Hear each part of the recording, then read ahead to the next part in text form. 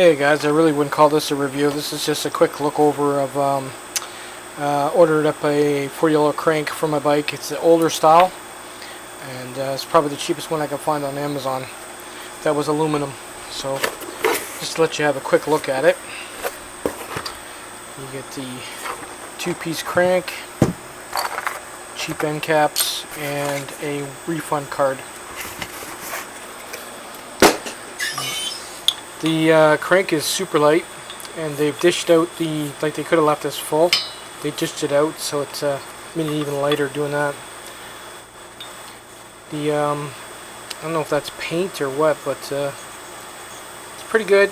It's got a few little light scratches from shipping. Same thing, that dished it out there. This is all aluminum, and you can take it apart.